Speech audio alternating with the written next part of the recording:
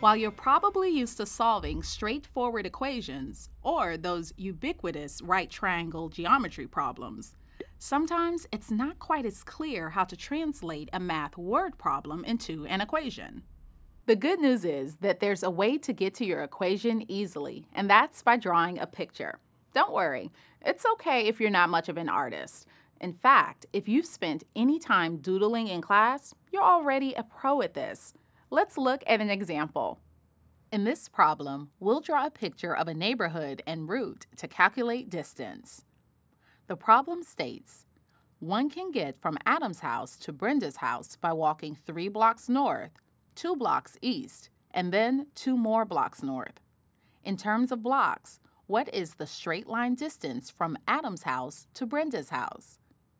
Our answer choices are A, the square root of 2, B, the square root of 7, C, the square root of 10, and D, the square root of 29. That gives us a hint that we might be looking to use the Pythagorean theorem. But first, let's organize the information given. We'll underline the important information, which is 3 blocks north, 2 blocks east, and 2 more blocks north. Next, we'll circle the question being asked.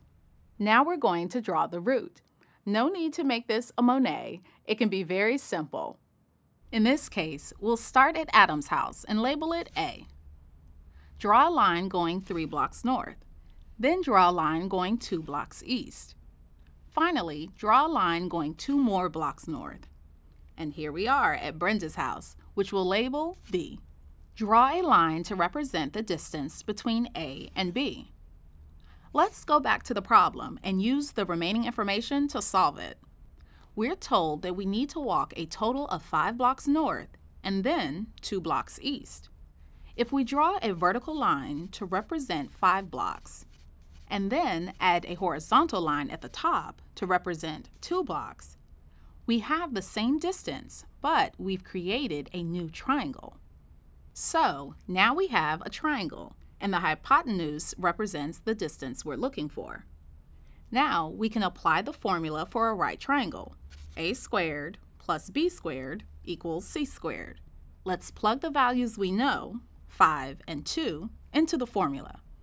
We get 5 squared plus 2 squared equals c squared. 5 squared is 25, plus 2 squared, which is 4. These numbers can be added for a total of 29. So our answer for the distance from Adam's house to Brenda's house is c equals the square root of 29. If we revisit our choices, we see that choice D is the square root of 29. Look at that. If we hadn't drawn a picture, we may not have known that finding the distance between the houses is actually a right triangle problem. We went from being lost without a map to something as simple as 25 plus 4 equals 29. Just remember to ask yourself, what's going on in this problem and how can I show that simply?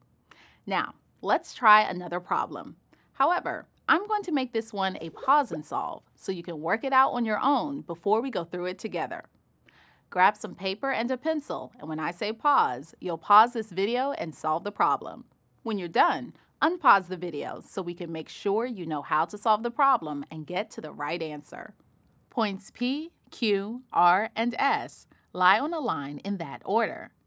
If PS is twice as long as PR and 4 times as long as PQ, what is the value of QS over PQ?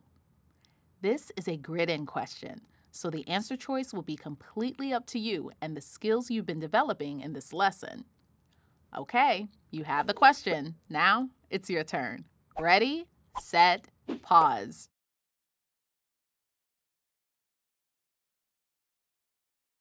How was that? Let's work through this problem together and see if we get the same answer. As always, our first step is to underline the facts and circle the key words. Next, since they didn't give us a picture of this line, let's draw one for ourselves. The question tells us points P, Q, R, and S lie on the line in that order, so let's draw that in too. The question also tells us that PS is twice as long as PR and 4 times as long as PQ. it doesn't look like our picture is accurate. We need to start over again and follow these rules too. Let's start by writing down the rules. PS is twice as long as PR, and PS is 4 times as long as PQ. As we've learned, it's usually easier to work with numbers. Since we don't have any numbers in the question, we can pick our own. Let's start with the smallest length, PQ, and let's say that PQ is 3. If PS is 4 times as long as PQ, then PS is 4 times 3, or 12. And if PS is 12 and PS is twice as long as PR, then PR is 6. That should give us enough to get started on drawing our picture. Try drawing it to scale, but don't worry about making it perfect. We'll start by drawing PS as 12, and we know that PR is 6, so add that in. Finally, we know that PQ is 3. Okay, now we've got all the points drawn and labeled, so let's go answer this question. We're looking to find QS over PQ, so let's go to the picture and figure out the length of QS.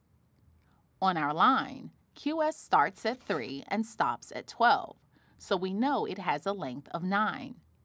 And PQ has a length of 3. So, QS over PQ equals 9 over 3, which simplifies to 3. Grid that in, and we're done. Great work! These problems showed us the importance of drawing pictures. Although we are at the end of this lesson, your work is not done. Time to put all those practice problems to good use and work on those math drawing skills some more.